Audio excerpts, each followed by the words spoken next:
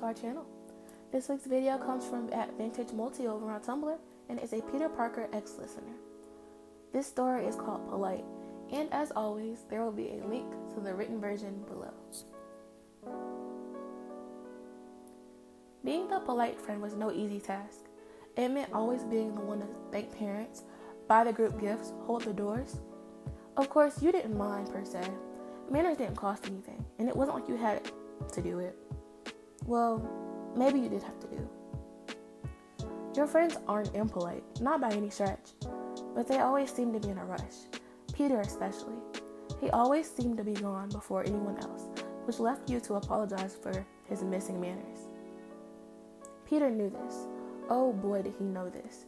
He knew that sorry was something you said at least 400 times a day, even when it was someone else's fault. And frankly, he wanted to know just how polite you could be.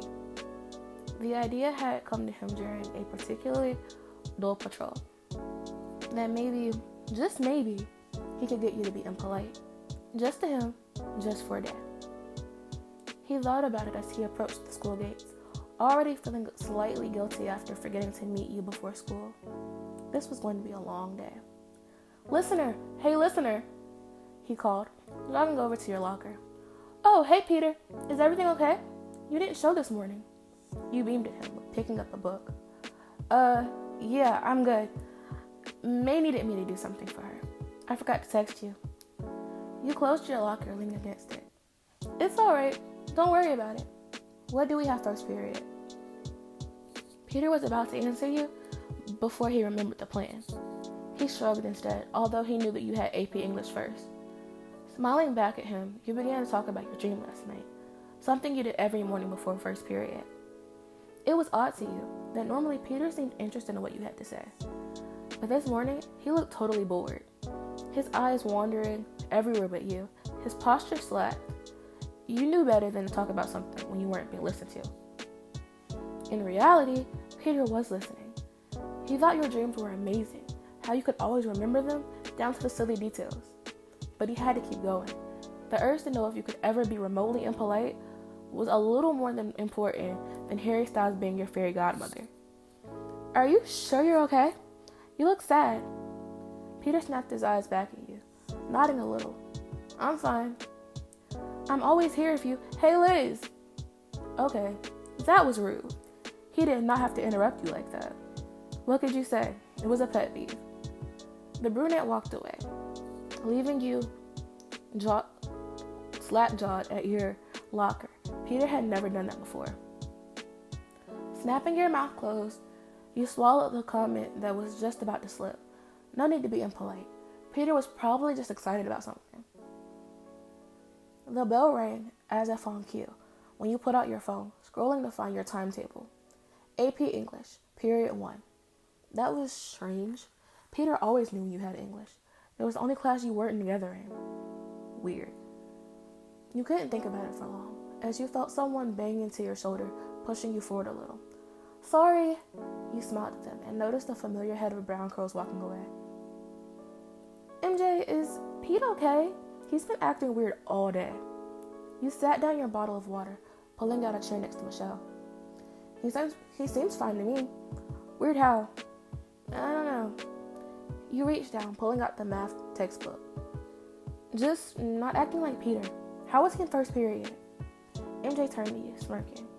"It's almost like you're in love, listener." "No, I am not.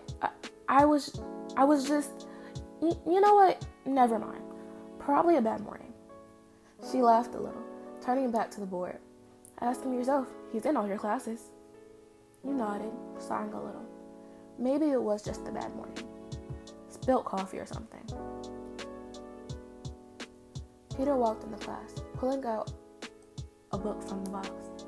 He looked up at you, and instead of smiling, he bit the inside of his cheek, something you've only known him to do when he was angry. He walked past you without a word, to his seat, the row behind you. Again, you were left confused. Normally he'd stop at your desk, ask you how first period was. It was going to be a long day. Of course, Peter was hating every moment of it. Having to be mean to you felt like a felony. He had always known you to be the sweetest, kindest person he'd ever met. And yes, he was a little in love with you. But who wouldn't be? You were quite literally his dream girl.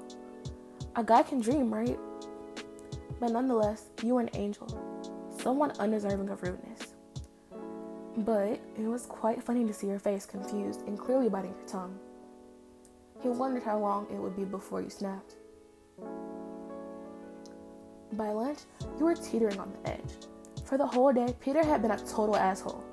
Spilling water on your work, closing doors in your face, ignoring you even when you stood right in front of him. It would take a flick to push you over the edge at this point. Peter felt bad, beyond bad. He didn't actually mean to ruin your project. He had known how hard you were working on it. Even then, he was surprised that you apologized to him for getting in the way. And further, you offered him another bottle of water. He was speechless. MJ seemed to find it hilarious. She could clearly see what Peter was doing. But would she tell you? Nope. This could be interesting. Attempts to explain Peter's behavior were fairly good, but none of them seemed to click for you. After all, you've seen him at his worst. He's came to you in the middle of the night with cuts and scrapes, all battered and bruised. Hell, you've even helped him study for exams, which is not as easy as it sounds. Peter was a stress studier. He would snap and lash out because he just doesn't understand why the world needs triangles. But this was new territory, and the edge was closer than either of you thought. Peter had sat in front of you, but didn't seem to show any signs of acknowledging that you even existed. Every time you spoke, he seemed to be set and interrupting you. Ned raised a brow, just about as confused as you. Peter, why are you being a dick? What? What do you mean? He laughed. Listener, you've been a real asshole to her all day. I mean, there's no hot. The coffee Peter just knocked all over you was hot. Why did this cloth sell coffee, and why was it so hot? Consider yourself pushed. Oh shit, didn't mean that, Peter mumbled, grabbing a napkin from the tray. Oh, did you accidentally ignore me all day? Trip me on the stairs? Slam a door in my face? You snapped, standing up. Today had to be the day you wore brand new jeans. Brand new blue jeans. Sure, some interruptions you can handle, but this was too far. Listener. No, Peter, Ned's right. I don't know what you've been trying to prove, but you're an asshole. You breathed out, pushing your hair behind your ear. He gulped. Mission accomplished. You mumbled something to MJ, picking up your bag before heading to the cafeteria exit. That was money wasted. Coffee never washes out. Not the smell anyway. Listener, where are you going? I'm sorry. Peter called behind you, barely audible through the noise. You didn't answer. You just held up a middle finger. What an asshole. Thank God your parents were out of town. Otherwise, your mom would be giving you an earful right about now. Having changed out of your jeans, leaving you in one of, ironically, Peter's shirts. Justification? It feels right. Too big to wear out, too small for a sleep shirt, and underwear. You hoped the school wouldn't call home. MJ normally covered for you if you needed the day off, and being the class suck-up, the teachers probably wouldn't mind one day off. Scrolling through your phone was proving useless, leaving you unable to get Peter out of your head. He had been your best friend for longer than you can remember, ever since you were children. You had always loved him, in more ways than one. First, it was puppy love, then friendly love, best friend love, then the painfully unrequited kind. You were sure he didn't feel the same about you. He couldn't. That's why him being so mean it hurt. He'd always been kind to you, even when no one else was. You locked your phone, checking to see if you were hearing things. Shaking your head, you picked it back up, opening it to... Okay, that's a noise. You were home alone. You knew that. Couldn't be trees in the wind. You lived pretty high up. That was weird. You stood up, instantly missing the warmth of your blanket. Walking towards the bedroom door, another tap came, right behind you, at your window. Turning, you sighed in relief once you saw the familiar red figure staring back at you. Moving to the window and pulling it open, You sighed as Peter fell into your room. Never have stuck that landing, he mumbled, pulling his mask off. Why are you here? You spoke, not looking him in the eyes. To apologize. He was interrupted by her scoff. I mean it, listener. I'm sorry. I'm really sorry. I thought that if I was a jerk to you all day, maybe you'd not be polite to me. You raised a brow. That's what this was about? You wanted me to, not hold a door or something? Peter. No, it was more than that. He took a step forward. I wanted to see if I could make you mad at me. Say something mean.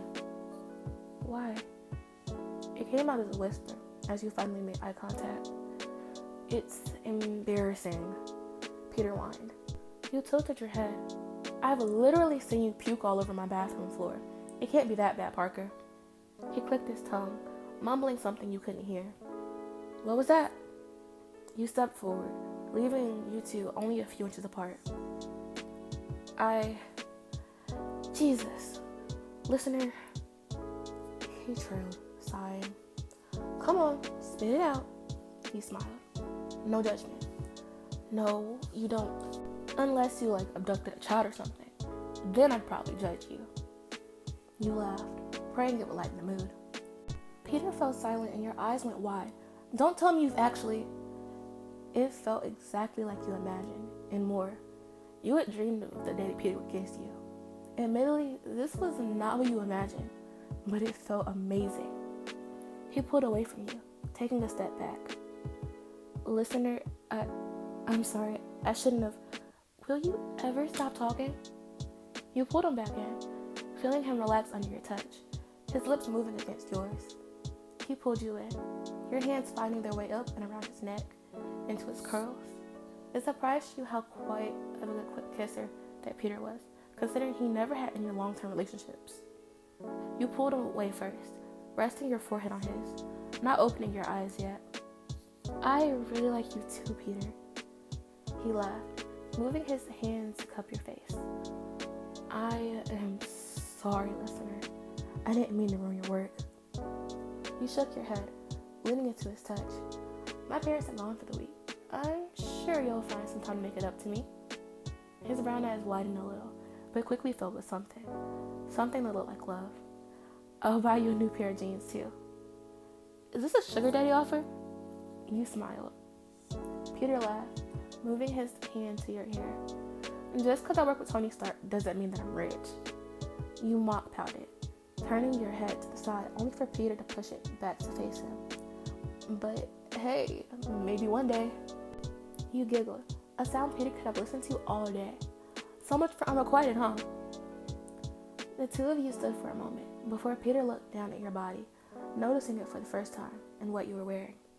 Nice shirt, babe. Where'd you get it? You rolled your eyes. From this asshole I know. But he's lucky I love him. He sure is.